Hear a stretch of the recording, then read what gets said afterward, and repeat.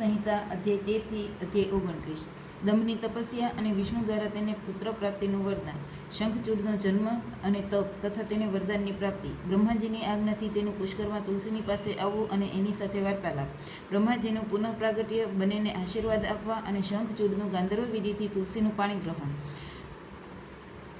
હે મુનિ, ત્યાર પછી જલંધરની ઉત્પત્તિથી માંડીને તેના વધ સુધીનો પ્રસંગ સંભળાવીને સનતકુમારજીએ કહ્યું, હે મુનિ, હવે હું શંભુનું બીજું ચરિત્ર પ્રેમપૂર્વક કહું છું, જે તમે સાંભળો। એના શ્રવણ માત્રથી શિવ ભક્તિ સુદૃઢ થઈ જાય છે। હે વ્યાસજી, શંખચૂડ નામનો એક મહાવીર દાનવ હતો, જે દેવો માટે કંટકરૂપ હતો। એને શિવજીએ રણાંગણમાં ત્રિશૂળ વડે મારી નાખ્યો હતો। શિવજીનું આ દિવ્ય ચરિત્ર પરમ પાવન તથા પાપનાશક છે। તમારા ઉપર અધિક સ્નેહ હોવાને કારણે હું તેનું વર્ણન કરું છું, તમે પ્રેમપૂર્વક તેનું શ્રવણ કરો। બ્રહ્માજીના પુત્ર જે મહર્ષિ મરીચ હતા, તેના પુત્ર કશ્યપ થયા।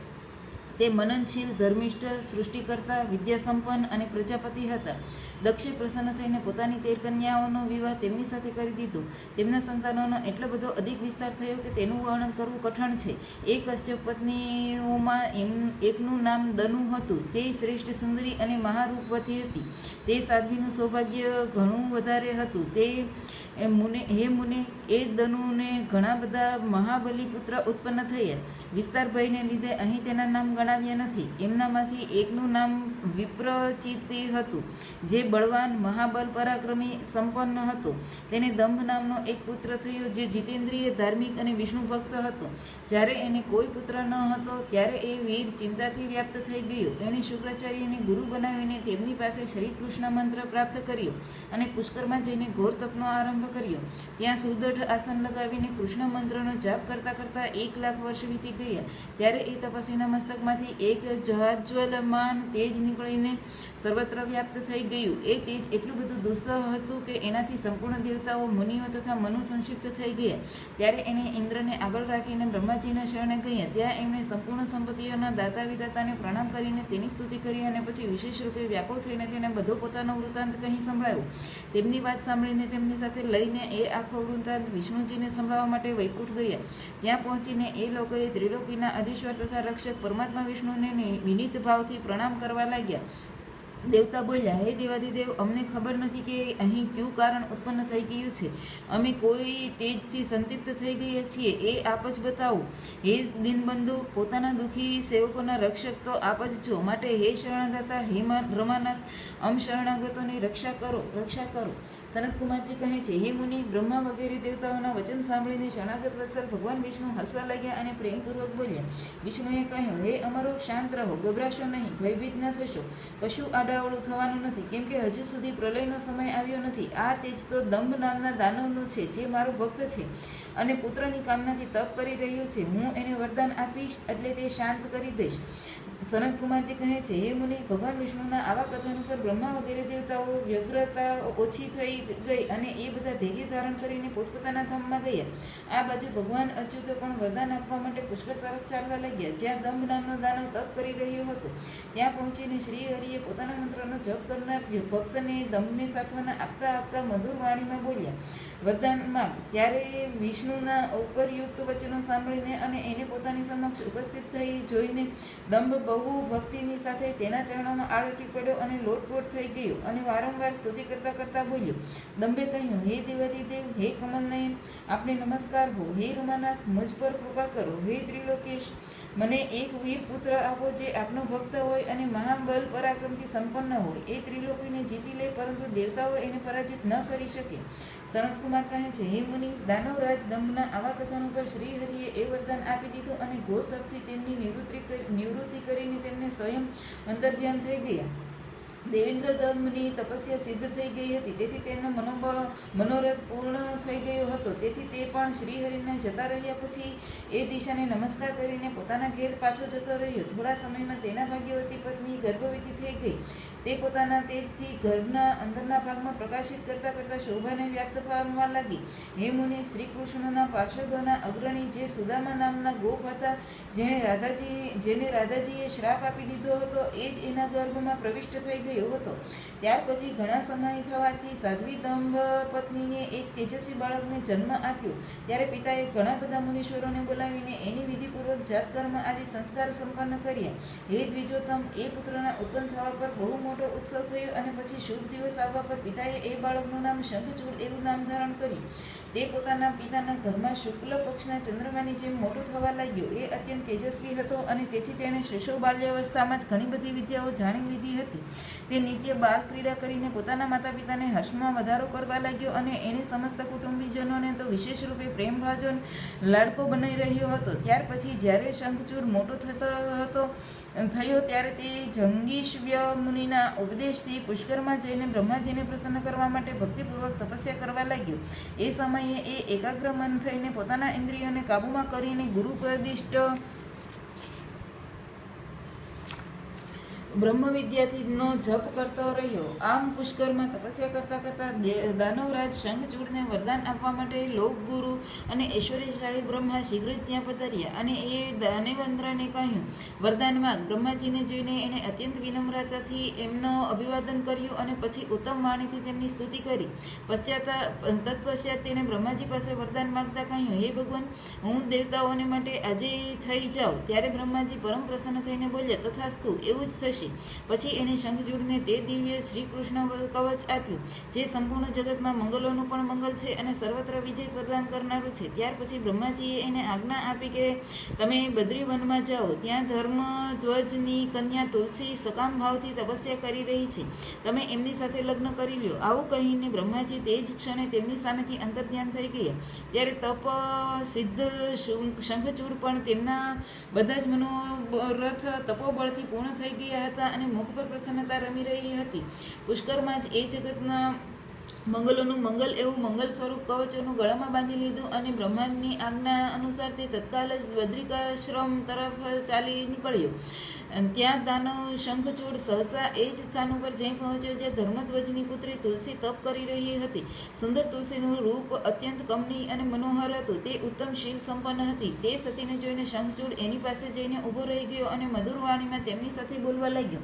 શંખચૂડે કહ્યું, હે સુંદરી, તમે કોણ છો અને કોના પુત્રી છો? તમે અહીં ચૂપચાપ બેસીને શું કરી રહ્યા છો? આ બધું રહસ્ય મને તમે બતાવો. સનતકુમારજી કહે છે, હે મુનિ, શંખચૂડના આવા સકામ વચનો સાંભળીને તુલસીએ એને કહ્યું. તુલસી બોલી, હું ધર્મધ્વજની તપસ્વીની દીકરી કન્યા છું. તેની તપોવનમાં તપ કરી રહી છું. તમે કોણ છો? તમે સુખપૂર્વક મનવાંછિત સ્થાન ઉપર ચાલ્યા જાઓ, કેમ કે નારી જાતિ બ્રહ્મા વગેરેને પણ મોહમાં નાખી દેનારી હોય છે. આ વિષતુલ્ય નિંદનીય દોષ ઉત્પન્ન કરનારી માયા રૂપિણી તથા વિચારશીલોને પણ શૃંખલા સમાન ઝઘડી લેનારી હોય છે. સનતકુમારજી કહે છે, હે મુનિશ્રેય, તુલસી જ્યારે આ પ્રકારના રસભરી વાતો કરીને ચૂપ થઈ ગઈ ત્યારે તેણે મંદ સ્મિત કરતી જોઈને શંખચૂડે પણ કહેવાનું શરૂ કર્યું. શંખચૂડ બોલ્યો, હે દેવી, તમે જે વાત કહી છે તે બધી જ મિથ્યા હોઈ શકે તેવી વાત નથી. એમાં કશુંક સત્ય છે અને થોડુંક અસત્ય પણ હોઈ શકે છે. એનું વિવરણ મારી પાસેથી તમે સાંભળો. એ શોભેન, જગતમાં જેટલી પતિવ્રતા સ્ત્રીઓ છે એમાં તમે અગ્રણી છો. મારો તો એવો વિચાર છે કે જેવી રીતે હું પાપ બુદ્ધિ કામી નથી, એવી જ રીતે તમે પણ કામ પરાધીન નથી. છતાં પણ આ સમયે હું બ્રહ્માજીની આજ્ઞાથી તમારી સમીપે આવ્યો છું અને ગાંધર્વ વિવાહની વિધિથી તમને ગ્રહણ કરીશ. હે ભદ્રે, શું તમે મને નથી જાણતા અથવા તો તમે ક્યારેય મારું નામ પણ સાંભળ્યું નથી? અરે, દેવતાઓને પણ દોડી કરાવનારો શંખચૂડ હું પોતે જ છું અને હું ધનુનો વંશજ અને દંભ નામના દાનવનો પુત્ર છું. પૂર્વકાળમાં હું શ્રીહરિનો પાર્ષદ હતો અને ત્યારે મારું નામ સુદામા ગોપ હતું. એ સમયે હું રાધિકાજીના શ્રાપથી દાનવરાજ શંખચૂડ થઈને ઉત્પન્ન થયો છું. આ બધી વાતો મને જ્ઞાત છે, કેમ કે શ્રીકૃષ્ણના પ્રભાવથી મને પોતાના પૂર્વજન્મનું સ્મરણ થઈ રહ્યું છે. સનતકુમારજી કહે છે, હે મુનિ, તુલસીજીની સમક્ષ આમ કહીને શંખચૂડ ચૂપ થઈ ગયો. ત્યારે દાનવરાજે આદરપૂર્વક તુલસીને આવું સત્યવચન કહ્યું. ત્યારે તે પ્રસન્ન થઈ અને મંદ સ્મિત કરતા કરતા કહેવા લાગી. તુલસી બોલી, હે ભદ્ર પુરુષ, આજે તમે પોતાની સાત્વિક વિચારથી મને પરાજિત કરી દીધી છે. જે પુરુષ સ્ત્રી દ્વારા પરાસ્ત ન થઈ શકે તે સંસારમાં ધન્યવાદને પાત્ર છે. કેમ કે જેને સ્ત્રીને જીતી લે છે તે પુરુષ સદાચારી હોવા છતાં પણ સદા અપાવન જ રહે છે. દેવતા, પિતર અને સમસ્ત માનવ એમની નિંદા કરે છે. જન્મ સૂતક અને મરણ સૂતકમાં બ્રાહ્મણ 10 દિવસમાં, ક્ષત્રિય 12 દિવસમાં અને વૈશ્ય 15 દિવસમાં શુદ્ધ થઈ જાય છે તથા ક્ષુદ્રની શુદ્ધિ 1 માસમાં થઈ જાય છે એવું વેદનું અનુશાસન છે. પરંતુ સ્ત્રીથી પરાજિત થયેલ પુરુષની શુદ્ધિ ચિતાદાહ સિવાય અન્ય ક્યારેય પણ સંભવિત થતી નથી. આ પ્રકારે આ કારણે જેના પિતરો એના દ્વારા અપાયેલા પિંડ, તર્પણ વગેરેની ઈચ્છાપૂર્વક ગ્રહણ નથી કરતા અને દેવતાઓ પણ એને અર્પેલા પુષ્પ, ફળ વગેરેનો સ્વીકાર નથી કરતા, જેનું મન સ્ત્રીઓ દ્વારા આહત થઈ જાય છે, તેનું જ્ઞાન ઉત્તમ તપ, જપ, હોમ, પૂજન, વિદ્યા અને દાનથી શો લાભ, અર્થાત એને માટે આ બધું નિષ્ફળ થઈ જાય છે. મેં આપનો વિદ્યા પ્રભાવ અને જ્ઞાનની જાણકારી માટે જ આપની પરીક્ષા લીધી હતી, કેમ કે કામિનીના માટે તો એ જરૂરી જ છે કે તે પોતાના મનોમાનિત કાંતની પરીક્ષા કરીને જ એનું પતિ રૂપે વલણ કરે. સનતકુમાર કહે છે, હે વ્યાસજી, જે સમયે તુલસી આ રીતે વાર્તાલાપ કરી રહી હતી એ જ સમયે સૃષ્ટિકર્તા બ્રહ્માજી ત્યાં આવી પહોંચ્યા અને એને આ પ્રકારે બોલવા લાગ્યા. બ્રહ્માજીએ કહ્યું, હે શંખચૂડ, તમે આની સાથે શો અર્થમાં વાદ વિવાદ કરી રહ્યા છો? તમે ગાંધર્વ વિધિથી વિવાહ કરીને એનું પાણી ગ્રહણ કરો, કેમ કે નિશ્ચય જ એ તમે પુરુષ રત્ન છો અને એ આ સતી સાધ્વી સ્ત્રીઓમાં રત્ન સ્વરૂપા છે. આવી દશામાં નિપુણ સાથે સમાગમ ગુણકારી જ રહે છે. પછી તુલસી તરફ લક્ષ્ય કરીને બોલ્યા, હે સતી સાધ્વી તુલસી, આવા ગુણવાન કાંતની શી પરીક્ષા લઈ રહી છે? આ તો દેવતાઓ, અસુરો અને દાનવોના માન મર્દન કરનારો છે. એ સુંદરી, તું આની સાથે પૂર્ણ લોકમાં સર્વદા ઉત્તમ સ્થાનો પર ચિરકાલ સુધી યથેચ્છ વિહાર કર. શરીરનો અંત થઈ ગયા પછી તું પુનઃ ગોલકમાં શ્રી કૃષ્ણને જ એ પ્રાપ્ત થશે અને તેનું મૃત્યુ થઈ ગયા પછી તું વૈકુંઠમાં ચતુર્ભુજ ભગવાનને પ્રાપ્ત કરીશ. સનતકુમારજી કહે છે, હે મુનિ, આ રીતે આશીર્વાદ આપીને બ્રહ્માજી પોતાના ધામમાં ચાલ્યા ગયા. ત્યારે દાનવ શંખચૂડે ગાંધર્વ વિવાહની રીતે તુલસીનું પાણી ગ્રહણ કર્યું. આમ તુલસીની સાથે વિવાહ કરીને તે પોતાના પિતાને સ્થાને ચાલ્યો ગયો અને મનોરમ ભવનમાં એ રમણની સાથે વિહાર કરવા લાગ્યો. અધ્યાય 13 થી અધ્યાય 29 સંપૂર્ણ. રુદ્ર સંહિતા અધ્યાય 30. અસુર રાજ્ય પર શંખચૂડનો અભિષેક અને એના દ્વારા દેવોને અધિકારો છીનવાઈ જવા. દેવોનું બ્રહ્માજીના શરણોમાં જવું અને બ્રહ્માજીએ એમને સાથે લઈને વિષ્ણુજી પાસે જવું.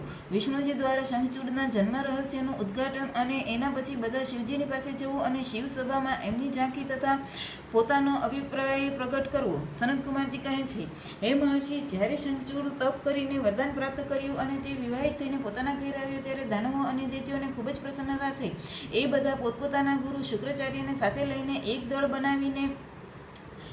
બનાવીને એમની પાસે આવ્યા અને વિનયપૂર્વક એમને પ્રણામ કરીને અનેક પ્રકારે આદર પ્રદર્શિત કરતા કરતા તેમનું સ્તવન કરવા લાગ્યા. અને પછી તેને પોતાના અત્યંત તેજસ્વી સ્વામી માનીને અત્યંત પ્રેમ ભાવથી તેમની પાસે ઊભા રહી ગયા. આ બાજુ દંભકુમાર શંખચૂડે પણ પોતાના કુલગુરુ શુક્રાચાર્યને આવેલા જોઈને બહુ આદર અને ભક્તિ સહિત એમને સાષ્ટાંગ પ્રણામ કર્યા.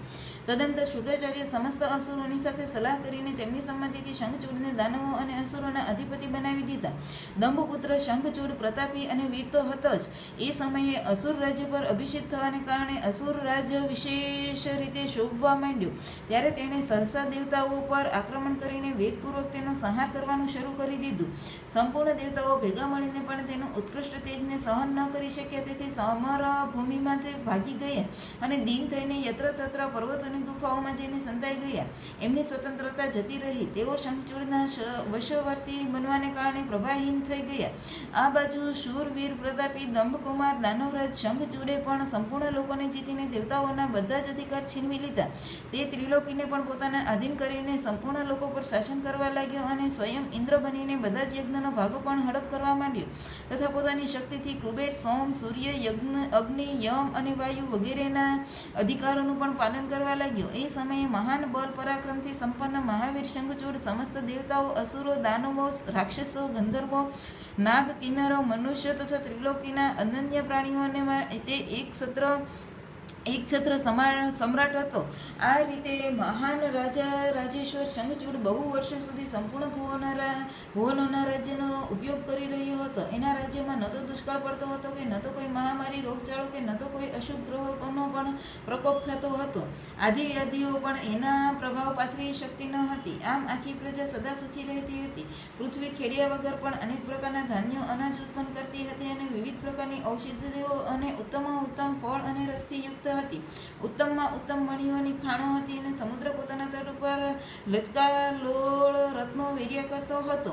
વૃક્ષોમાં સદા ફળ અને પુષ્પ લાગેલા જ રહેતા હતા અને સરિતાઓમાં સુસ્વાદુ મધુર પાણી વહ્યા જ કરતું હતું. દેવતાઓ સિવાય બધા જ જીવો સુખી હતા. તેમને કોઈ પણ પ્રકારનો વિકાર ઉત્પન્ન થતો ન હતો. ચારે વર્ણ અને આશ્રમના બધા લોકો પોતપોતાના ધર્મમાં સ્થિત હતા. આ રીતે જ્યારે એ ત્રિલોકીનું શાસન કરી રહ્યો હતો એ સમયે કોઈ દુઃખી ન હતું. કેવળ દેવતાઓ ભ્રાતૃદ્રોહાવશ દુઃખ પામી રહ્યા હતા. હે મુનિ, મહાબલી શંખચૂડ ગોલોક નિવાસી શ્રીકૃષ્ણનો પરમ મિત્ર હતો. સાધુ સ્વભાવવાળો એ સદાય શ્રીકૃષ્ણની ભક્તિમાં નિરત જ રહેતો હતો. પૂર્વ પાપવશ એને દાનવની યોનિમાં જન્મ લેવો પડ્યો હતો, પરંતુ દાનવ હોવા છતાં તેની બુદ્ધિ દાનવ જેવી ન હતી. હે પ્રિય વ્યાસજી, ત્યાર પછી જે પરાજિત થઈને રાજ્ય ખોઈ બેઠા હતા તે બધા સૂરગણ તથા ઋષિ પરસ્પર મંત્રણા કરીને બ્રહ્માજીની સભામાં ગયા. ત્યાં પહોંચીને તેણે બ્રહ્માજીના દર્શન કર્યા અને એમના ચરણોમાં અભિવાદન કરીને વિશેષ રૂપે તેમની સ્તુતિ કરી અને પછી આકુરતા પૂર્વક પોતાના આખો વૃત્તાંત તેમને બ્રહ્માજીને કહી સંભળાવ્યો. ત્યારે બ્રહ્માજીએ બધા દેવતાઓ અને મુનિઓને ધીરજ આપી અને એમને સાથે લઈને સત્પુરુષોને સુખ આપનારા વૈકુંઠ લોક તરફ ચાલીને કહ્યા. ત્યાં પહોંચીને દેવગણો સહિત બ્રહ્માએ રમાપતિના દર્શન કર્યા અને મસ્તક પર કિરીટ સુશોભિત હતો. કાનમાં કુંડળ જગારા મારી રહ્યા હતા અને કંઠ વનવાળાથી વિભૂષિત હતી. એ ચતુર્ભુજ દેવી પોતાના ચારે ભુજાઓમાં શંખ, ચક્ર, ગદા અને પદ્મ ધારણ કર્યા હતા. શિવ વિગ્રહ ઉપર પીતાંબર શોભી રહ્યો હતો અને સનંદ વગેરે સિદ્ધ એમની સેવામાં નિયુક્ત હતા. આવા સર્વવ્યાપી વિષ્ણુની ઝાંકી કરીને બ્રહ્મા વગેરે દેવતાઓ તથા મુનીશ્વરોએ તેમને પ્રણામ કર્યા અને પછી ભક્તિપૂર્વક હાથ જોડીને તેમની તે સ્તુતિ કરવા લાગ્યા. દેવતાઓ બોલ્યા, હે સામર્થ્યશાળી વૈકુંઠાપતિ, આપ દેવોના પણ દેવ અને લોકોના સ્વામી છો. આપ તો ત્રિલોકીના ગુરુ છો. હે શ્રી હરિ, અમે સૌ આપના શરણાને આવ્યા છીએ. આપ અમારી રક્ષા કરો. સ્વયંના મહિમાથી ક્યારેય ચ્યુત ન થનારા હે ઐશ્વર્યશાળી ત્રિલોકેશ, આપ જ ત્રિલોકના અને લોકોના પાલક છો. હે ગોવિંદ, લક્ષ્મી આપના જ નિવાસ કરે છે અને તમે પોતાના ભક્તોના પ્રાણ સ્વરૂપ છો અને અમારા નમસ્કાર હો. આ રીતે સ્તુતિ કરીને બધા દેવતાઓ શ્રી હરિ પાસે રહી પડ્યા અને તેમની વાત સાંભળીને ભગવાન વિષ્ણુએ બ્રહ્માજીને કહ્યું. વિષ્ણુજી બોલ્યા, હે બ્રહ્મન, આ વૈકુંઠ યોગીઓ માટે પણ દુર્લભ છે. તમે અહીં શા માટે આવ્યા છો? તમારા ઉપર કેવું મોટું કષ્ટ આવી પડ્યું છે તે તમે મને યથાર્થ રૂપે વર્ણવો. સનતકુમારજી કહે છે, હે મુનિ, શ્રી હરિનું આવું વચન સાંભળીને બ્રહ્માજીએ વિનમ્ર ભાવથી મસ્તક નમાવીને એમને વારંવાર પ્રણામ કર્યા અને અંજલિબદ્ધ થઈને પરમાત્મા વિષ્ણુ સમક્ષ સ્થિત થઈને દેવતાઓએ કષ્ટથી સબર શંખચૂડના બધા કરતૂત કહી સંભળાવ્યા. ત્યારે સમસ્ત પ્રાણીઓના ભાવના જ્ઞાતા ભગવાન શ્રી હરિ એ વાત સાંભળીને હસી પડ્યા અને બ્રહ્મા પાસે એ રહસ્યનું ઉદ્ઘાટન કરતા બોલ્યા. શ્રી ભગવાને કહ્યું, હે કમલ્યોની, હું શંખચૂડનો સમગ્ર વૃત્તાંત જાણું છું. પૂર્વજન્મમાં તે મહા તેજસ્વી ગોપ હતો. તે મારો જ ભક્ત હતો અને હું તેના વૃત્તાંતથી સંબંધિત પુરાતન ઇતિહાસનું વર્ણન કરું છું, જે તમે લોકો સાંભળો. એમાં કોઈ પણ પ્રકારનો સંદેહ ન કરવો જોઈએ. ભગવાન શંકર સૌનું કલ્યાણ કરશે. ગોલોકમાં મહારાજ સ્વરૂપે શ્રી કૃષ્ણ રહે છે અને તેમની સ્ત્રી શ્રી રાધાજીના નામથી વિખ્યાત છે. તે જગતજનની અને પ્રકૃતિની પાંચમી મૂર્તિ છે. તે જ ત્યાં સુંદર રૂપે વિહાર કરનારા છે અને એમના અંગોથી ઉદ્ભૂત ઘણા બધા ગોપીઓ પણ ત્યાં જ નિવાસ કરે છે. તે નિત્ય રાધા કૃષ્ણનું અનુવર્તન કરતા ઉત્તમ ક્રીડાઓમાં તત્પર રહે છે. એ જ ગોપ આ સમયે શંભુની આ લીલાથી મોહિત થઈને શાપવશ પોતાના દુઃખ આપનારી દાનવ યોનિને પ્રાપ્ત થઈ ગયો છે. શ્રી કૃષ્ણે પહેલાથી જ રુદ્રના ત્રિશૂલથી તેમનું મૃત્યુ નિર્ધારિત કરી દીધું છે. આ જ રીતે એ દાનવ દેહનો પરિત્યાગ કરીને પુનઃ કૃષ્ણ પાર્ષદ થઈ જશે. હે દેવેશ, આવું જાણીને તમારે ભયભીત થવાની જરૂર નથી. ચાલો આપણે બંને શંભુને શરણે જઈએ. એ શીઘ્ર જ કલ્યાણનું વિધાન કરશે. હવે આપણે તમારે અને સમસ્ત દેવોએ નિર્ભય થઈ જવું જોઈએ. સનતકુમારજી કહે છે, હે મુનિ, આમ કહીને બ્રહ્મા સહિત વિષ્ણુ શિવલોક તરફ ચાલ્યા ગયા. માર્ગમાં તે મનમાં ભક્તવત્સલ સર્વેશ્વર શંભુનું સ્મરણ કરી રહ્યા હતા. હે વ્યાસજી, આ રીતે તે રમાપતિ વિષ્ણુ બ્રહ્માની સાથે એ જ સમયે એ શિવલોકમાં જઈ પહોંચ્યા, જે મહાન, દિવ્ય, નિરાધાર અને ભૌતિકતાથી રહિત છે. ત્યાં પહોંચીને તેણે શિવ સભાના દર્શન કર્યા. ઊંચી અને ઉત્કૃષ્ટ પ્રભાવશાળી સભા પ્રકાશયુક્ત શરીરવાળા શિવ પાર્ષદોને ઘેરેલી હોવાને કારણે વિશેષ રૂપે શોભિત થઈ રહી રહી હતી. એ પાર્ષદોનું રૂપ સુંદર કાંતિથી યુક્ત મહેશ્વર જેવું જ હતું. એમને 10 ભુજાઓ હતી અને 5 મુખ અને 3 નેત્રો હતા. ગળામાં નીલ ચિહ્ન તથા શરીરના વર્ણ અત્યંત ગૌર હતો. એ બધા શ્રેષ્ઠ રત્નોથી યુક્ત રુદ્રાક્ષ અને ભસ્મના આવરણથી વિભૂષિત હતા. તે મનોહર સભા નવીન ચંદ્રમંડળની જેમ આકારવાળી અને ચોખંડી હતી. ઉત્તમમાં ઉત્તમ મણિઓ અને હીરાઓના હારથી તે સજાવેલી હતી અને અમૂલ્ય રત્નોના બનેલા કમલપત્રોથી સુશોભિત હતી. એમાં મણિઓની જાળી બારીઓથી યુક્ત ગવાક્ષ એટલે કે ગોખ બનાવેલા હતા. તેથી તે વિચિત્ર દેખાઈ રહ્યા હતા. શંકરની ઈચ્છાથી તેમાં પદ્મરાગમણિ ચડેલા હતા. તેથી તે બહુ જ અદ્ભુત જેવી જણાતા હતા. તે સ્વયં અંધકારિકાની બનેલી હતી અને સેંકડો નિસરણીથી યુક્ત હતી. એમાં ચારે બાજુએ ઇન્દ્ર નીલમણિના થાંભલા લાગેલા હતા, જેના ઉપર સુવર્ણ સૂત્રથી ગ્રંથિત ચંદનના સુંદર પલ્લવ લટકી રહ્યા હતા. તેથી તે મનને મોહી લેતા હતા અને તે સારી પેઠે સંસ્કૃત અને સુગંધિત વાયુથી સુવાસિત હતા. 1000 યોજન વિસ્તારવાળી એ સભા ઘણા બધા સેવક ચાકરોથી ખચોખચ ભરેલી હતી અને એના મધ્યભાગમાં અમૂલ્ય રત્નો દ્વારા નિર્મિત એક વિચિત્ર સિંહાસન હતું. એના ઉપર જ ઉમા સહિત શંકર બિરાજમાન હતા. તેમણે સુરેશ્વર વિષ્ણુને જોયા. તે તારાઓથી ઘેરાયેલા ચંદ્રમા સમાન જણાતા હતા. તે કિરીટ, કુંડળ અને રત્નોની માળાઓથી વિભૂષિત હતા. એમના ઘણા બધા અંગોમાં ભસ્મ લાગેલી હતી અને એમના લીલા કમળ ધારણ કરેલા હતું. મહાન ઉલ્લાસથી સભર એવા ઉમાકાંતનું મન શાંત અને પ્રસન્ન હતું. દેવી પાર્વતીએ એમને સુવાસિત તાંબુલ પ્રદાન કર્યું હતું. એને એ ચાવી રહ્યા હતા અને શિવગણ હાથમાં શ્વેત ચામર લઈને પરમ ભક્તિની સાથે તેમની સેવા કરી રહ્યા હતા. સિદ્ધ ભક્તિવશ મસ્તક નમાવીને તેમના સ્તવનમાં લાગી રહ્યા હતા અને તે ગુણાતીત પરેશાન ત્રિલોકોના જનક, સર્વવ્યાપી, નિર્વિકલ્પ અને નિરાકાર, સ્વેચ્છા અનુસાર સાકાર, કલ્યાણ સ્વરૂપ, માયા રહિત, અજન્મા, આદ્ય, માયાના અધીશ્વર, પ્રકૃતિ અને પુરુષથી પણ પરાત્પર અને સર્વસામર્થ, પરિપૂર્ણતમ અને સમતાયુક્ત છે. આવા વિશિષ્ટ ગુણોથી યુક્ત શિવજીને જોઈને બ્રહ્મા અને વિષ્ણુજીએ હાથ જોડીને તેમને પ્રણામ કર્યા અને સ્તુતિ કરવા લાગ્યા અને વિવિધ પ્રકારની સ્તુતિ કરીને અંતે એ બોલ્યા: હે ભગવાન, તમે દીનોના અને અનાથોના સહાયક અને દીનોના પ્રતિપાલક, દીનબંધુ, ત્રિલોકીના અધીશ્વર અને શરણાગત વત્સલ છો. હે ગૌરીશ, અમારો ઉદ્ધાર કરો. હે પરમેશ્વર, અમારા ઉપર કૃપા કરો. હે નાથ, અમે તો તમારે જ આધીન છીએ. હવે આપની જેવી ઈચ્છા હોય તેવું તમે કરો. અધ્યાય 29 થી અધ્યાય 30 સંપૂર્ણ. રુદ્ર સંહિતા અધ્યાય 31 થી અધ્યાય 35. દેવતાઓનું રુદ્ર પાસે જઈને પોતાના દુઃખનું નિવેદન કરવું. રુદ્ર દ્વારા તેમને આશ્વાસન અને ચિત્રરથને શંખચૂડની પાસે મોકલવું.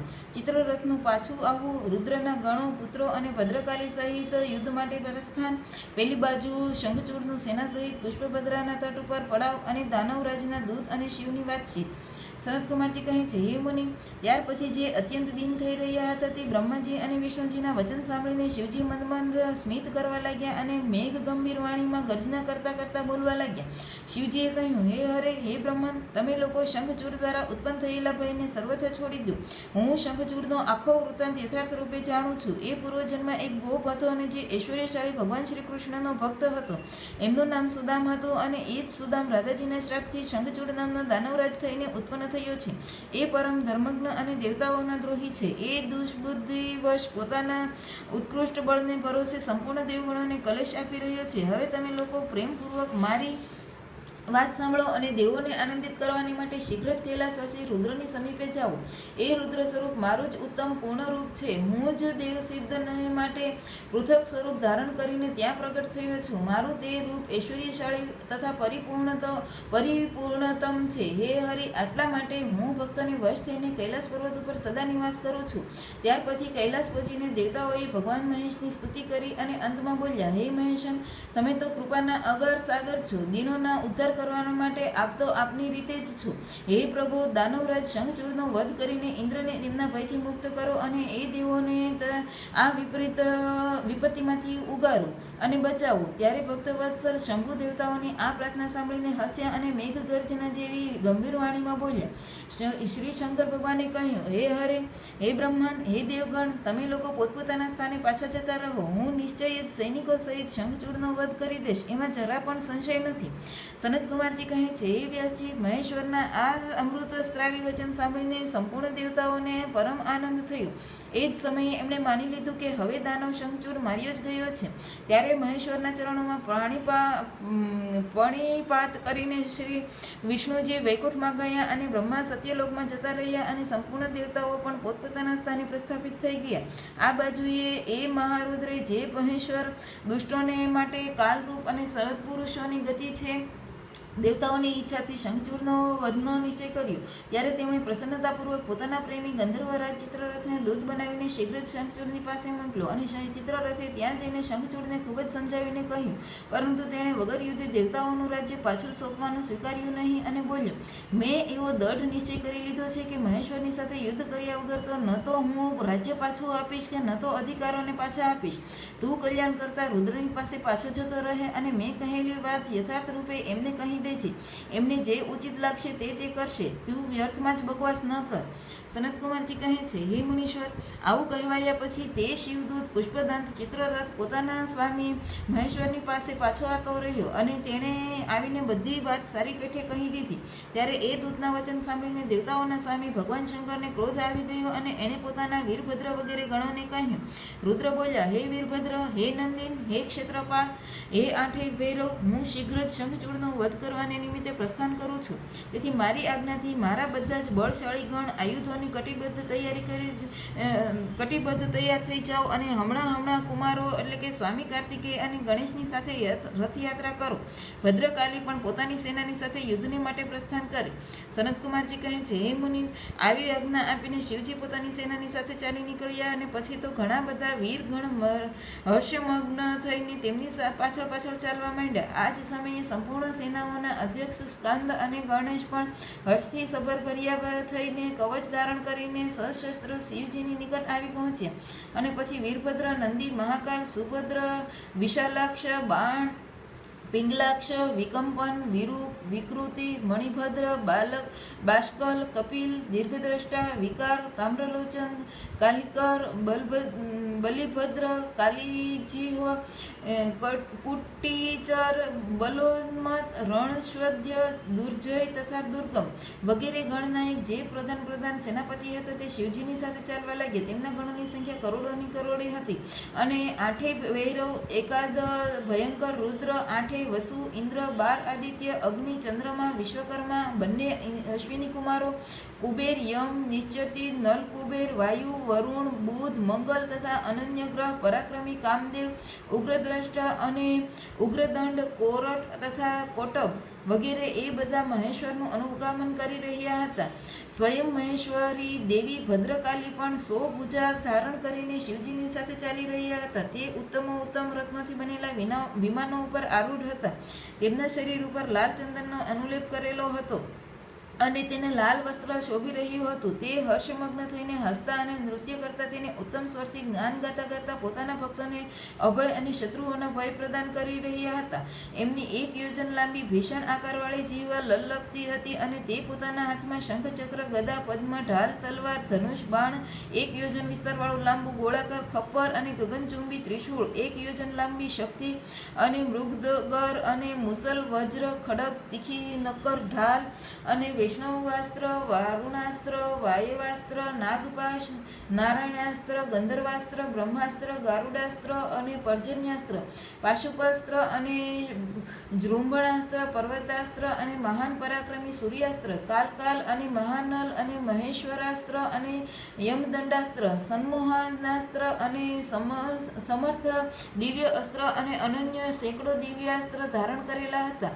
કરોડો યોગીઓની તથા ડાકિનીઓ એમની સાથે હતી. અને પછી ભૂત, પ્રેત, પિશાચ, કુષ્માંડ અને બ્રહ્મ રાક્ષસ, વેતાલ રાક્ષસ, યક્ષ અને કિન્નર વગેરેથી ઘેરાયેલા સ્કંદે પિતાની પાસે જઈને એ ચંદ્રશેખરને પ્રણામ કર્યા અને એમની આજ્ઞાથી પાર્શ્વભાગમાં બાજુમાં સ્થિત થઈને સહાયકનું સ્થાન ગ્રહણ કર્યું. ત્યાર પછી રુદ્ર રૂપધારી શંભુ પોતાની આખી સેનાને એકત્ર કરીને શંખચૂડની સાથે લડી લેવાને નિર્ભયતાપૂર્વક આગળ વધ્યા અને દેવતાઓનો ઉદ્ધાર કરવાને માટે ચંદ્રભાગા નદીના તટ ઉપર મનોહર વૃક્ષની નીચે ઊભા રહી ગયા.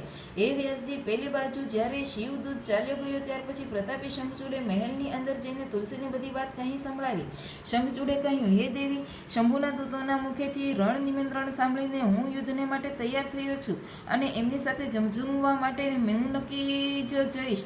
તું મને એ માટે આજ્ઞા આપ. આમ કરીને એ જ્ઞાનીએ પોતાની પ્રિયાને વિવિધ પ્રકારે સમજાવી. પછી બ્રહ્મ મુહૂર્તમાં ઉઠીને પ્રાતઃકાલે પૂરા કરીને અને પહેલા નિત્યક્રમ પૂરા કરીને ઘણું બધું દાન આપ્યું અને તત્પશ્ચાત પોતાના પુત્રનું સંપૂર્ણ દાનવોનું રાજ્ય પર અભિષિક્ત કરીને એણે પોતાની ભાર્યા ને રાજ્ય અને સંપૂર્ણ સર્વ સંપત્તિ અને સમર્પિત કરી દીધી. પુનઃ જ્યારે એણે પ્રિય તુલસી રડતા રડતા એની રણયાત્રાનો નિષેધ કરવા લાગી ત્યારે રાજા શંખચૂડે વિવિધ પ્રકારની કથાઓ કહીને એને ધીરજ ધારણ કરવા માટે કહ્યું. ત્યારબાદ એ સારી રીતે આદર પામેલા દાનવરાજે કવચ ધારણ કરીને યુદ્ધ કરવા માટે તૈયાર થઈને પોતાના વીર સેનાપતિને બોલાવીને આદેશ આપતા કહ્યું. શંખચૂડ બોલ્યા, હે સેનાપતિ, મારા બધા જ વીરો જે સંપૂર્ણ કાર્યોમાં કુશળ અને સમર શોભા પામનાર છે તે કવચ ધારણ કરો અને યુદ્ધને માટે પ્રસ્થાન કરો. શૂરવીર દાનવો અને દૈત્યોની 80 ટુકડીઓ અને બળશાળી યોદ્ધાઓને નિર્ભીક સેનાઓ અને અસ્ત્ર-શસ્ત્રથી સુસજ્જિત થઈને નગરની બહાર પ્રસ્થાન કરો. કરોડો પ્રકારના પરાક્રમ પ્રગટ કરનારા જે અસુરોના 50 કુલ છે તે પણ દેવોના પક્ષપાતી શંભુ સાથે યુદ્ધ કરવાને માટે પ્રસ્થિત થઈ જાઓ. મારી આજ્ઞાથી ગોમરો એક વિશેષ જાતિનો જે 100 કુલ પણ કવચથી વિભૂષિત શંભુની સાથે ટક્કર લેવા માટે શીઘ્ર જ રવાના થાય. કાલકૈયા મૌર્યો અને દેહાર્દ તથા કાલકોનો પણ મારી આજ્ઞા સંભળાવી દો કે તે રુદ્રની સાથે સંગ્રામ કરવાને માટે સામગ્રીથી સુસજ્જિત થઈને ચાલે. સનતકુમારજી કહે છે, હે મુનિ, સેનાપતિજીનો આવ્યો આદેશ આપીને અસુરોના રાજા મહાબલી દાનેશ્વર શંખચૂડ સહસ્ત્ર પ્રકારની બહુ મોટી સેનાઓથી ઘેરાયેલા નગરની બહાર નીકળ્યા. એનો સેનાપતિ પણ યુદ્ધશાસ્ત્રોમાં નિપુણ અને મહારથી, મહાન શૂરવીર અને રણભૂમિમાં રથીઓમાં અગ્રગણ્ય હતો. આ રીતે યુદ્ધ સ્થળમાં વીરોને ભયભીત કરનારો અને દાનવરાજ 3 લાખ અક્ષૌહિણી સેનાઓને પર શાસન કરતા શિબિરથી બહાર આવ્યા અને ઉત્તમ રત્નો દ્વારા નિર્મિત વિમાન ઉપર આરૂઢ થઈને ગુરુજનોની આગળ કરીને યુદ્ધને માટે ચાલવા લાગ્યા. આગળ જતા તે પુષ્પભદ્રા નદીના તટ ઉપર સિદ્ધાશ્રમ પર જઈ પહોંચ્યા. ત્યાં એક મનોહર વટવૃક્ષને બિરાજમાન હતું. તે સિદ્ધ ક્ષેત્ર સિદ્ધોને ઉત્તમ સિદ્ધિ પ્રદાન કરનારું હતું. પુણ્યક્ષેત્ર ભારતમાં એ કપિલનું તપસ્થાન કહેવાયું હતું. એ ભૂભાગમાં પશ્ચિમ સમુદ્રથી પૂર્વ, મલય પર્વતથી પશ્ચિમે, શ્રીશૈલથી ઉત્તરે અને ગંધમાદનથી દક્ષિણે હતો. તેની ચોડાઈ અને પહોળાઈ 5 યોજનની અને 500 યોજન અને લંબાઈ 500 યોજનની હતી. ભારતના આ ભાગમાં ઉત્તમ પુણ્ય પ્રદાન કરનારી અને શુદ્ધ સ્ફટિક જેવી સ્વચ્છ જળથી પરિપૂર્ણ પુષ્પભદ્રા અને સરસ્વતી નામની 2 નદીઓ વહેતી હતી. સદા સૌભાગ્યયુક્ત રહેનારી લવણ સાગરથી પ્રિય ભાર્યા પુષ્પભદ્રા સરસ્વતીની સાથે હિમાલયથી નીકળે છે અને ગૌમંત પર્વતની ડાબી બાજુએથી પશ્ચિમ સમુદ્રમાં જઈને ભળે છે. ત્યાં પહોંચીને શંખચૂડે શિવજીની સેનાને જોઈ. હે મુનિ, એમણે પહેલા શિવજીની પાસે એક દાનવેશ્વરને દૂત રૂપે મોકલ્યો. એણે શિવજીને યુદ્ધ ન કરવાનું કહ્યું અને શિવજીએ એ દેવતાઓનું રાજ્ય પાછું સોંપી દેવાનું કહ્યું. અંતમાં મહેશ્વરે કહ્યું, હે દૂત, અમે કોઈ પણ પક્ષ લેતા નથી, કેમ કે અમે તો ક્યારેય સ્વતંત્ર રહેતા જ નથી. સદા ભક્તોને આધીન જ રહીએ છીએ અને એમની જ ઈચ્છાથી તેમના જ કાર્ય કરતા રહીએ છીએ. જુઓ, પૂર્વકાળમાં બ્રહ્માજીની પ્રાર્થનાથી પહેલો પ્રલય સમુદ્રમાં શ્રીહરિ અને દૈત્ય શ્રેષ્ઠ મધુકૈટકનું પણ યુદ્ધ થયું હતું. પુનઃ ભક્તોના હિતકારી એ શ્રી વિષ્ણુએ દેવતાઓની પ્રાર્થના ઉપર પ્રહલાદને કારણે હિરણ્યકશ્યપનો પણ વધ કર્યો હતો. તમે એ પણ સાંભળ્યું જ હશે કે પહેલા મેં જે ત્રિપુરોની સાથે યુદ્ધ કરીને તેને ભસ્મ કરી દીધા હતા એ પણ દેવોની પ્રાર્થનાને લીધે જ થયું હતું. પૂર્વકાળમાં સર્વેશ્વરી જગજનની જે શંભન આદિ સાથે યુદ્ધ થયું હતું તેમાં પણ એણે એ દૈત્યોનો વધ કરી દીધો હતો. એ પણ દેવતાઓની પ્રાર્થના દ્વારા ઘટિત થયું હતું. એ જ બધા દેવગણ આજે પણ બ્રહ્માજીને શરણાપન્ન થયા છે. ત્યારે એ દેવતાઓ અને શ્રીહરિની સાથે મારે શરણે આવ્યા હતા. હે દૂત, આ રીતે બ્રહ્મા, વિષ્ણુ અને દેવગણોની પ્રાર્થનાને વશીભૂત થઈને દેવોના આદેશ્વર હોવાને કારણે હું પણ આજે યુદ્ધને માટે આવ્યો છું. તમે પણ તો મહાત્મા શ્રી કૃષ્ણના શ્રેષ્ઠ પાર્ષદ છો. અત્યાર સુધીમાં જે દૈત્યો મારા ગયા છે તેમાંથી કોઈ પણ તમારી સમાનતા કરી શકતું નથી. એટલા માટે હે રાજન, દેવ કાર્યની સિદ્ધિ માટે તમારી સાથે યુદ્ધ કરવા કરવામાં મને કોઈ મોટી લજ્જા થશે નહીં, અર્થાત કશી જ નથી, કેમ કે હું ઈશ્વર છું અને દેવતાઓએ મને વિનયપૂર્વક મોકલ્યો છે. માટે તમે જાઓ અને શંખચૂડને મારી વાત કહી દો. એ જે ઉચિત સમજશે એવું જ કરશે. મારે તો દેવતાઓનું કાર્ય સિદ્ધ કરવું જ છે. આમ કહીને કલ્યાણ કરતા મહેશ્વર ચૂપ થઈ ગયા. ત્યારે શંખચૂડનો એ દૂત ઉઠ્યો અને એમની પાસે ચાલ્યો ગયો. અધ્યાય 31 થી અધ્યાય 35 સંપૂર્ણ. રુદ્ર સંહિતા અધ્યાય 36 થી અધ્યાય 40. દેવતાઓ અને દાનવોનું યુદ્ધ, શંખચૂડની સાથે વીરભદ્રનો સંગ્રામ, પુનઃ એની સાથે ભદ્રકાલીનું ભયંકર યુદ્ધ અને આકાશવાણી સાંભળીને નિવૃત્ત થવું. શિવજીનું શંખચૂડની સાથે યુદ્ધ અને આકાશવાણી સાંભળીને યુદ્ધમાંથી નિવૃત્ત થવું અને વિષ્ણુને પ્રેરિત કરવા. વિષ્ણુ દ્વારા કવચ અને તુલસીના શીલનું અપહરણ. પછી રુદ્રના હાથે ત્રિશૂળ દ્વારા શંખચૂડનો વધ અને શંખની ઉત્પત્તિનું કથન. સનતકુમારજી કહે છે, હે મહર્ષિઓ, જ્યારે એ દૂતે શંખચૂડની પાસે જઈને વિસ્તારપૂર્વક શિવજીએ કહેલા વચન કહી સંભળાવ્યા ત્યારે તતઃ એમના યથાર્થ નિશ્ચયને જ પ્રગટ કર્યો. ત્યારે તે સાંભળીને પ્રતાપી દાનવરાજ શંખચૂડે પણ પરમ પ્રસન્નતાપૂર્વક યુદ્ધનો જ અંગીકાર કરી લીધો અને પછી તો એ તરત જ મંત્રીઓ સહિત રથ ઉપર જઈ બેઠો અને એણે પોતાની સેનાને શંકરની સાથે યુદ્ધ કરવાનો આદેશ આપ્યો. આ બાજુ અખિલેશ્વર શિવજીએ પણ તત્કાળ પોતાની સેનાને અને દેવોને આગેકૂચ કરવાની આજ્ઞા આપી અને સ્વયં પણ લીલાવશ યુદ્ધ કરવા સંપન્ન તૈયાર થઈ ગયા અને પછી તો શીઘ્ર જ યુદ્ધનો આરંભ થઈ ગયો. એ સમયે વિવિધ પ્રકારના રણવાદ્યો વાગવા લાગ્યા અને વીરોના શબ્દો અને કોલાહલ ચારે બાજુએ ગુંજવા લાગ્યા. હે મુનિ, આવી રીતે દેવતાઓ અને દાનવોમાં પરસ્પર યુદ્ધ થવા માંડ્યું. એ સમયે બંને સેનાઓમાં ધર્મપૂર્વક ઝઝૂમવા લાગી. સ્વયં મહેન્દ્ર વૃષ પર્વા સાથે લડવા લાગ્યા અને વિપ્રચિતની સાથે સૂર્યનું ધર્મયુદ્ધ થવા લાગ્યું. વિષ્ણુ દંભની સાથે ભીષણ સંગ્રામ કરવા લાગ્યા અને કાલાસુરની સાથે કાલ, ગોકર્ણની સાથે અગ્નિ, કાલકેયની સાથે કુબેર, મયની સાથે વિશ્વકર્મા અને ભયંકરની સાથે મૃત્યુ, સંહારની સાથે યમ, કાલાંબિકાની સાથે વરુણ અને ચંચલની સાથે વાયુ, ઘટપુષ્પની સાથે બુધ, રત્નનાશની સાથે શનિકેશ્વર અને રત્નસારની સાથે જયંત, વર્ચાગણોની સાથે વસુગણ અને બંને દીપ્તોમાની સાથે બંને અશ્વની કુમારો અને ધૂમ્રની સાથે નલકુબેર, ધુરંધરની સાથે ધર્મ અને ગણકાક્ષની સાથે મંગલ, શોભાકરની સાથે વિશ્વાનર અને પીપીટની સાથે મન્મંથર, ગોકામુખની સાથે ચૂર્ણ, ખડગ, ધૂમ્ર, સંહલ, પ્રતાપી વિશ્વ અને પલાશ નામના અસુરોની સાથે બારે આદિત્યો અને ધર્મપૂર્વક ટક્કર લેવા લાગ્યા. આ રીતે શિવજીની સહાયતા માટે આવેલા અમરોનું અસુરોની સાથે યુદ્ધ થવા લાગ્યું. 11 મહારુદ્રો મહાન બલ પરાક્રમથી સંપન્ન 11 ભયંકર અસુરવીરોની સાથે મચી પડ્યા અને ઉગ્ર અને ચંડ વગેરેની સાથે મહામણિ અને રાહુની સાથે ચંદ્રમા અને શુક્રાચાર્યની સાથે બૃહસ્પતિ ધર્મયુદ્ધ કરવા લાગ્યા. આ રીતે એ મહાન યુદ્ધમાં નંદીશ્વર વગેરે બધા જ શિવગણ શ્રેષ્ઠ દાનવોની સાથે સંગ્રામ કરવા લાગ્યા અને વિસ્તાર ભયના થી એનું પૃથક વર્ણન કરવામાં આવ્યું નથી. હે મુનિ, એ સમયે બધી જ સેનાઓ નિરંતર યુદ્ધમાં વ્યસ્ત હતી અને શંભુ કલ્પસૂતની સાથે વટવૃક્ષની નીચે બિરાજમાન હતા. પેલી બાજુ શંખચૂડ પણ રત્ન આભૂષણોથી વિભૂષિત થઈને કરોડો દાનવોની સાથે રત્ન સિંહાસન ઉપર બેઠો હતો અને પછી દેવતાઓમાં અને અસુરોમાં ચિરકાળ સુધી અત્યંત ભયંકર યુદ્ધ થતું રહ્યું. ત્યાર પછી શંખચૂડ પણ આવીને એ ભીષણ સંગ્રામમાં જોડાઈ ગયો. એ દરમિયાન મહાબલી વીરભદ્ર સમરુભૂમિમાં બળશાળી શંખચૂડની ટક્કર લેવા માટે આવ્યો. એ યુદ્ધમાં દાનવરાજે જે અસ્ત્રોની વર્ષા કરી રહ્યા હતા એને વીરભદ્ર રમતા રમતા પોતાના બાણ વડે કાપી નાખતો હતો. હે વ્યાસજી, આ જ વખતે દેવી ભદ્રકાલીએ સમરભૂમિમાં જઈને બહુ જ મોટો સિંહનાદ કર્યો. એમની એ ગર્જના સાંભળીને બધા જ દાનવો મૂર્છિત થઈ ગયા અને એ સમયે દેવીએ વારંવાર અટ્ટહાસ્ય કર્યો અને મધુપાન કરીને રણની મોખરે મથાળે નૃત્ય કરવા લાગ્યા. એમની સાથે જ ઉગ્રદંડ દ્રષ્ટા અને કોટવી પણ મધુપાન કર્યું અને અનન્ય દેવીઓએ પણ બહુ જ મધુ પીને યુદ્ધ સ્થળમાં નૃત્ય કરવાનો આરંભ કર્યો. એ સમયે શિવગણો અને દેવોના દળોમાં મહાન કોલાહલ મચી ગયો. આખો સૂર સમુદાય વિવિધ પ્રકારની ગર્જના કરતા કરતા હર્ષમગ્ન બની ગયો અને ત્યાર પછી કાલીએ શંખચૂડ પર પ્રલયકાલીન અગ્નિની શિખા સમાન ઉદીપ્ત આગ્નેયાસ્ત્ર છોડ્યું, પરંતુ દાનવરાજે એને શીઘ્ર જ વૈષ્ણવાસ્ત્રથી શાંત કરી દીધું. ત્યારે દેવી ભદ્રકાલીએ એના ઉપર નારાયણ અસ્ત્રનો પ્રયોગ કર્યો. એ અસ્ત્ર દાનવ શત્રુને જોઈને વધવા લાગ્યું. ત્યારે પ્રલયાગ્નિની જ્વાળા સમાન દિદીપ્ત થયેલા નારાયણ અસ્ત્રને જોઈને શંખચૂડ દંડની જેમ ભૂમિ ઉપર આળોટી પડ્યો અને વારંવાર તેને પ્રણામ કરવા લાગ્યો.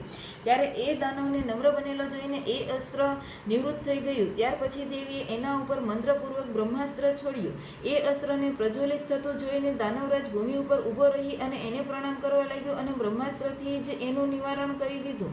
ત્યાર પછી દાનવરાજ કુપિત થઈને ઉઠ્યો અને વેગપૂર્વક પોતાના ધનુષ્યને ખેંચીને દેવી ઉપર મંત્રપાઠ કરતા કરતા દિવ્ય અસ્ત્રોની વર્ષા કરવા લાગ્યો. ભદ્રકાલી સમરભૂમિમાં પોતાની વિસ્તૃત મુખને ફેલાવીને અસ્ત્રોને ગળવા લાગ્યા અને અટ્ટહાસ્યપૂર્વક ગર્જના કરવા લાગ્યા. તેથી દાનવો ભયભીત થઈ ગયા. ત્યારે શંખચૂડે કાલી ઉપર 100 જોજન લાંબી શક્તિથી પ્રહાર કર્યો, પરંતુ દેવીએ એને પોતાના દિવ્ય અસ્ત્ર સમૂહથી એના ટુકડા કરી નાખ્યા અને આમ એ બંનેમાં ચિરકાલ સુધી યુદ્ધ થતું રહ્યું અને બધા દેવતાઓ અને દાનવ દર્શક બનીને એ યુદ્ધને જોતા રહી ગયા. અંતમાં દેવીએ મહાન કોપમાં આવેશમાં આવીને એના ઉપર વેગપૂર્વક મુષ્ટિ પ્રહાર કર્યા. એની ચોટથી તે દાનવરાજ ચક્કર ચક્કર ફરવા લાગ્યો અને એ જ ક્ષણે મૂર્છિત થઈને પડી ગયો. પછી ક્ષણભરમાં જ એ ભાનમાં આવ્યો અને બેઠો થઈ ગયો. પરંતુ એ પ્રતાપીએ માતૃબુદ્ધિ થવાને કારણે દેવીની સાથે બાહુયુદ્ધ ન કર્યું. ત્યારે દેવીએ એ દાનવને પકડીને એને વારંવાર ફેરવ્યો અને બહુ ક્રોધથી વેગપૂર્વક તેને ફંગોળી દીધો અને પ્રતાપી શંખચૂડ વેગથી એના ઉપર ફંટોળાયો અને પૃથ્વી ઉપર પડીને પુનઃ બેઠો થઈ ગયો. એ મહાન યુદ્ધમાં એ લેશ માત્ર પણ ભ્રાંત ન થયો, પરંતુ તેથી ઉલટું તેનું મન પ્રસન્ન હતું. તત્પશ્ચાત તે ભદ્રકાલીને પ્રણામ કરીને બહુમૂલ્ય રત્ન દ્વારા નિર્મિત પોતાના પરમ મનોહર વિમાન ઉપર જઈ બેઠો. આ બાજુ કલિકા ભૂખથી વિહ્વળ થઈને દાનવોનું રક્તપાન કરવા લાગ્યા. આ જ અવસરે ત્યાં આ પ્રમાણે આકાશવાણી થઈ, હે ઈશ્વરી, હજુ રણભૂમિમાં સિંહનાદ કરનારા 1.5 લાખ દાનવેન્દ્ર હજુ બચી રહી ગયા છે. આ બધા બહુ જ ઉદ્ધત છે, તેથી તમે એનો પોતાનો આહાર બનાવી લો. પરંતુ હે દેવી, સંગ્રામમાં દાનવરાજ શંખચૂડને મારવા માટે મનને ન દોડાવો, કેમ કે એ તમારે માટે અવધ્ય છે એવું નક્કી જ તમે સમજો. આકાશવાણી દ્વારા કહેવાયેલા વચનો સાંભળીને દેવી ભદ્રકાલીએ ઘણા બધા દાનવોનો માંસનું ભક્ષણ કર્યું અને એનું રક્તપાન કર્યું અને પછીથી એ શિવજીની પાસે ચાલ્યા ગયા. ત્યાં એણે પૂર્વાપરના ક્રમથી આખું યુદ્ધનું વૃત્તાંત કહી સંભળાવ્યું. વ્યાસજી કહીએ પૂછ્યું, હે મહાબુદ્ધિમાન સનતકુમારજી, કાલીનું આ કથન સાંભળીને મહેશ્વરે એ સમયે શું કહ્યું અને કયું કાર્ય કર્યું એનું વર્ણન કરવાની કૃપા કરો, કેમ કે મારા મનમાં એ સાંભળવાની પ્રબળ ઉત્કૃષ્ટ જાગી ઉઠી છે. સનતકુમારજી બોલ્યા, હે મુનિ, શંભુ તો જીવોના કલ્યાણ કરતા અને પરમેશ્વર અને બહુ મોટા લીલા વિહારી છે. તે કાલી દ્વારા કહેવાયેલા વચન સાંભળીને તેમને આશ્વાસન આપતા આપતા હસવા લાગ્યા. તદંતર આકાશવાણીને સાંભળીને તત્વજ્ઞાન વિશારદ સ્વયં શંકર પોતાના ગણોની સાથે સમરભૂમિ તરફ ચાલ્યા. એ સમયે એ મહાવૃષભ નંદીશ્વર પર સવાર હતા અને એમના સમાન પરાક્રમી વીરભદ્ર, ભૈરવ અને ક્ષેત્રપાલ વગેરે એમની સાથે જ હતા. રણભૂમિમાં પહોંચીને મહેશ્વરે વીર રૂપ ધારણ કર્યું. એ સમયે એ રુદ્રની શોભા ઘણી બધી હતી અને એ મૂર્તિમાન કાળશા દેખાઈ રહ્યા હતા. ત્યારે શંખચૂડની દ્રષ્ટિ શિવજી ઉપર પડી ત્યારે એ વિમાનમાંથી નીચે ઉતરી પડ્યો અને પરમ ભક્તિની સાથે દંડની જેમ પૃથ્વી ઉપર આળોટીને મસ્તક નમાવીને શિવજીને પ્રણામ કર્યા. આ રીતે નમસ્કાર કરીને તત્પશ્ચાત એ તરત જ પોતાના વિમાન ઉપર જઈ બેઠો અને કવચ ધારણ કરીને એણે ધનુષ બાણ ઉઠાવ્યા. પછી તો બંને બાજુથી બાણોની જડી થવા લાગી. એમને જ વ્યર્થમાં જ બાણ વર્ષા કરનારા શિવ અને શંખચૂડનું આ ઉગ્ર યુદ્ધ સેંકડો વર્ષ સુધી ચાલતું રહ્યું અને અંતમાં યુદ્ધ સ્થળમાં શંખચૂડનો વધ કરવા માટે મહાબલી મહેશ્વરે સહસા પોતાનું ત્રિશૂળ ઉઠાવ્યું, જેનું નિવારણ કરવું મોટા મોટા તેજસ્વીઓને માટે પણ અશક્ય છે. ત્યારે તત્કાળ જ એનો નિષેધ કરવા માટે આ પ્રમાણે આકાશવાણી થઈ, હે શંકર, મારી પ્રાર્થના તમે સાંભળો અને આ સમયે આ ત્રિશૂળ ન ચલાવશો. હે ઈશ, અદ્યપી આપ ક્ષણ માત્રમાં જ પૂરા બ્રહ્માંડનો વિનાશ કરવા માટે સમર્થ છો. પછી આ એકલા દાનવ શંખચૂડની તો વાત જ શી કરવી. તો પણ આપ જેવા સ્વામી દ્વારા દેવ મર્યાદાનો વિનાશ ભંગ ન થવો જોઈએ. હે મહાદેવ, આપ એ દેવ મર્યાદા સાંભળો અને એને સત્ય અને સફળ બનાવો. એ દેવ મર્યાદા એ છે કે જ્યાં સુધી શંખચૂડના હાથમાં શ્રીહરિનું પરમ ઉગ્ર કવચ વર્તમાન રહેશે અને એની પતિવ્રતા પત્ની તુલસીનું સતીત્વ અખંડિત રહેશે, ત્યાં સુધી જરા અને મૃત્યુ પોતાનો પ્રભાવ એના ઉપર પાથરી શકશે નહીં. તેથી હે જગદીશ્વર શંકર, બ્રહ્માના આ વચનને સત્ય કરો. ત્યારે સત્પુરુષ પુરુષોના આશ્ચર્ય સ્વરૂપ શિવજીએ એ આકાશવાણી સાંભળીને તથાસ્તુ કહીને તેનો સ્વીકાર કરી લીધો અને વિષ્ણુએ એ કાર્ય માટે પ્રેરિત કર્યા. પછી તો શિવજીની ઈચ્છાથી વિષ્ણુ ત્યાંથી ચાલી નીકળ્યા અને એ તો બધા જ માયાવીઓમાં શ્રેષ્ઠ માયાવી રહ્યા છે. તેથી તેણે એક વૃદ્ધ બ્રાહ્મણનો વેશ ધારણ કર્યો અને એ શંખચૂડની પાસે જઈને આ રીતે બોલ્યા. વૃદ્ધ બ્રાહ્મણ બનીને શ્રી વિષ્ણુજી બોલ્યા, હે દાનવેન્દ્ર, આ સમયે હું યાચક થઈને તમારી પાસે આવ્યો છું. તમે મને ભિક્ષા આપો. હે દીનવત્સલ, હમણાં હું મારો મનોરથ પ્રગટ નહીં કરું. જ્યારે તમે ભિક્ષા આપવાનું સ્વીકાર કરી લેશો ત્યાર પછી જ હું તમને બતાવીશ અને તમે તેને પૂર્ણ કરજો. બ્રાહ્મણની વાત સાંભળીને રાજેન્દ્ર શંખચૂડનું મુખ અને એના નેત્રો પ્રસન્નતાથી મહરી ઉઠ્યા. જ્યારે તેણે ઓમ કહીને તેનો સ્વીકાર કરી લીધો ત્યારે બ્રાહ્મણે છળપૂર્વક કહ્યું, હું તમારું કવચ ચાહું છું. આ સાંભળીને ઐશ્વર્યશાળી દાનવરાજ શંખચૂડે એ બ્રાહ્મણ ભક્ત અને સત્યવાદી હતો. તે દિવ્ય કવચ એ તેને પ્રાણ સમાન હતું અને તેને બ્રાહ્મણને આપી દીધું. આ રીતે શ્રીહરિએ માયા દ્વારા તેમની પાસેથી કવચ લઈ લીધું અને પછી શંખચૂડનું રૂપ ધારણ કરીને તુલસીજીની પાસે ગયો અને ત્યાં જઈને સર્વ આત્માઓ અને તુલસીના નિત્ય સ્વામી શ્રીહરિએ શંખચૂડ રૂપે એના તુલસીનું શીલનું હરણ કરી લીધું. આ જ વખતે વિષ્ણુ ભગવાને શંભુને બધી વાત કહી સંભળાવી. ત્યારે શંભુએ શંખચૂડનો વધ નિમિત્તે પોતાનું દિદીપ્ત ત્રિશૂળ હાથમાં લીધું અને પરમાત્મા શંકરનું એ વિજય નામનું ત્રિશૂળ પોતાને ઉત્કૃષ્ટ પ્રભા પાથરી રહ્યું હતું. એનાથી બધી જ દિશાઓ, પૃથ્વી, આકાશ પ્રકાશિત થઈ રહ્યા હતા. તે મધ્યાહનકાલીન કરોડો સૂર્યો અને પ્રલયાગ્નિની શિખા સમાન ચમકદમકવાળું હતું અને એનું નિવારણ અસંભવ હતું. તે દુર્ઘર્ષ ક્યારેય વ્યર્થ ન થનારું અને શત્રુનો સંહાર કરતું હતું. તે તેજોનો અત્યંત ઉગ્ર સમૂહ અને સંપૂર્ણ શાસ્ત્રો અસ્ત્રોનો સહાયક, ભયંકર અને બધા દેવતાઓ તથા અસુરો માટે દુસ્સહ હતું. તે એક જ સ્થાન ઉપર એવું દમકી રહ્યું હતું જાણે લીલાનો આશ્રય લઈને સંપૂર્ણ બ્રહ્માંડના સંહાર કરવા માટે તૈયાર થયું હોય. એની લંબાઈ 1000 ધનુષ જેટલી અને પહોળાઈ 100 હાથ જેટલી હતી. તે જીવ બ્રહ્મ સ્વરૂપ શૂળનું કોઈ પણ દ્વાર નિર્માણ થયું ન હતું. તેનું રૂપ નિત્ય હતું અને આકાશમાં ચકર ફરતું એ ત્રિશૂળ શિવજીની આજ્ઞાથી શંખચૂડ ઉપર પડ્યું અને એણે એ જ ક્ષણે એને રાખની ઢગલી બનાવી દીધી.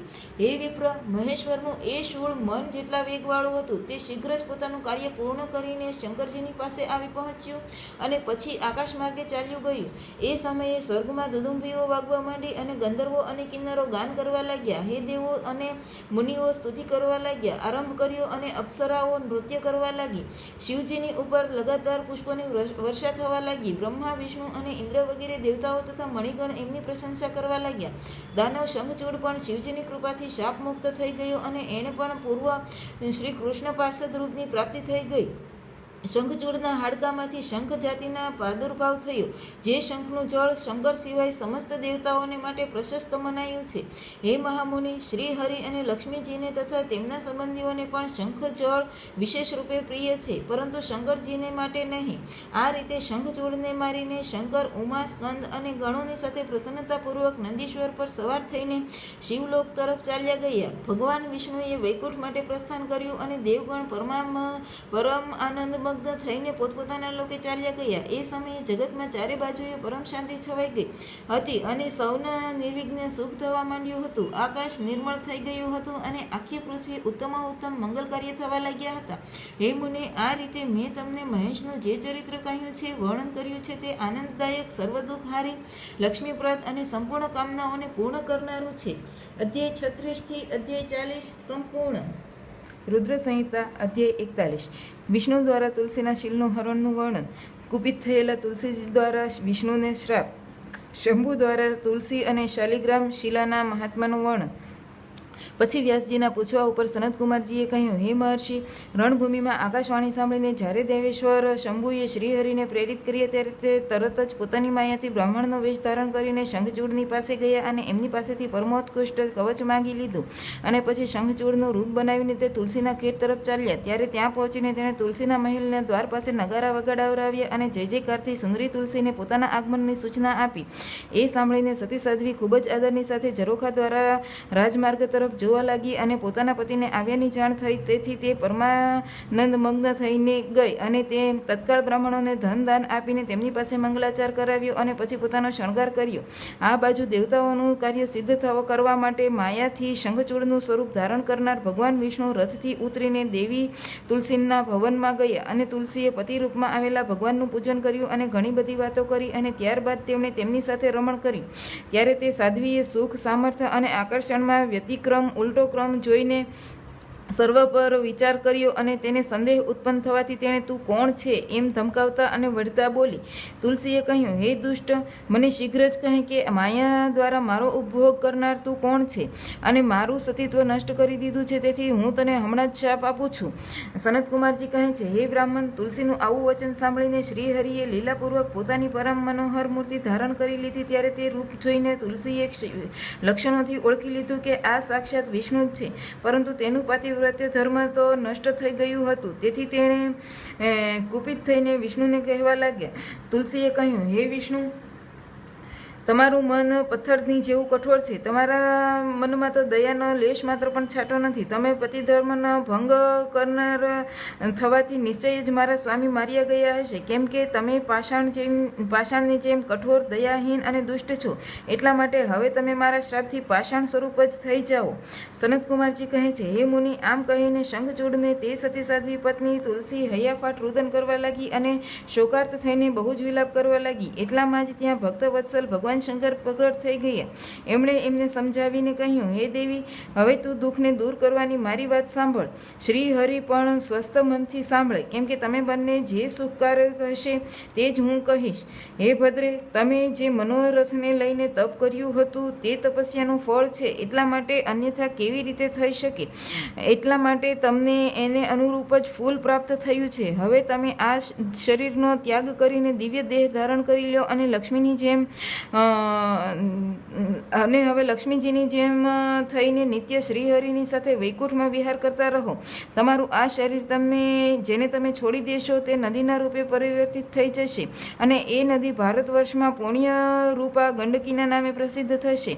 હે મહાદેવી, થોડા સમય પછી મારા વરદાનના પ્રભાવથી દેવપૂજન સામગ્રીમાં તુલસીનું પ્રાધાન્ય સ્થાન થશે. હે સુંદરી, તમે સ્વર્ગલોકમાં, મૃત્યુલોકમાં અને પાતાળલોકમાં સદાય શ્રીહરિના સ્થાન સાથે જ નિવાસ કરશો અને પુષ્પોમાં શ્રેષ્ઠ તુલસી વૃક્ષ થઈ જશો. તમે વૈકુંઠ લોકમાં દિવ્ય રૂપ ધારણ કરનાર વૃક્ષાધિષ્ઠાત્રી દેવી બનીને સદા એકાંતમાં શ્રીહરિની સાથે ક્રીડા કરશો. પેલી બાજુ ભરત વર્ષમાં પણ જે નદીઓ અધિષ્ઠાત્રી દેવી હશે તે પરમ પુણ્ય પ્રદાન કરનારી થશે અને શ્રીહરિના અંશભૂત લવણ સાગરની પત્ની બનીને રહેશે. તથા શ્રીહરિ પણ તમારા શાપવશ પથ્થર રૂપે ભારતમાં ગંડકી નદીના જલની પાસે નિવાસ કરશે. ત્યાં તીક્ષ્ણ દાઢવાળા કરોડો ભયંકર કીડાઓ એ પથ્થરને કાપીને તેમની મધ્યમાં ચક્રનો આકાર બનાવશે. એ ભેદ કરીને એ અત્યંત પુણ્ય પ્રદાન કરનારી શાલિગ્રામ શિલા કહેવાશે અને ચક્રના ભેદથી તેનું લક્ષ્મી નારાયણ વગેરે પણ નામ હશે.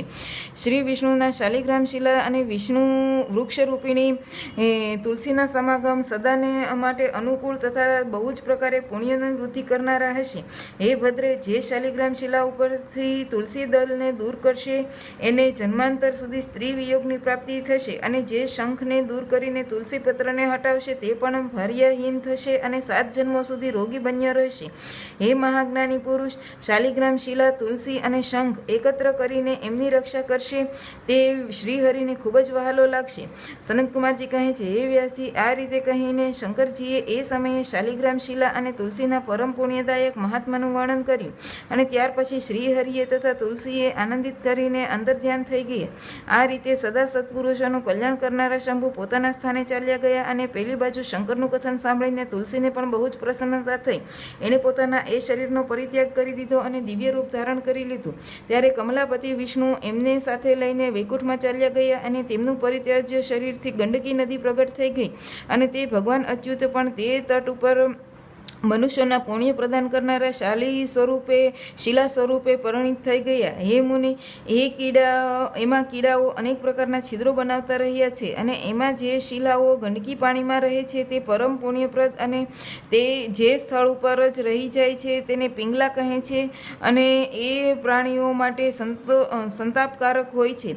હે વ્યાસજી, આ રીતે તમારા પ્રશ્ન અનુસાર મેં શંભુના આખા ચરિત્રનું જે પુણ્યદાયક અને મનુષ્યના સર્વ મંગલકારો પૂર્ણ કરનારી છે તે તમને કહી સંભળાયું. આ પુણ્ય આખ્યાન જે વિષ્ણુના મહાત્માથી સંયુક્ત તથા ભોગ અને મોક્ષને પ્રદાયતા છે તેનું વર્ણન તમારી સમક્ષ કર્યું છે. હવે તમારે વધારે શું સાંભળવું છે તે મને કહો. અધ્યાય 41 સંપૂર્ણ.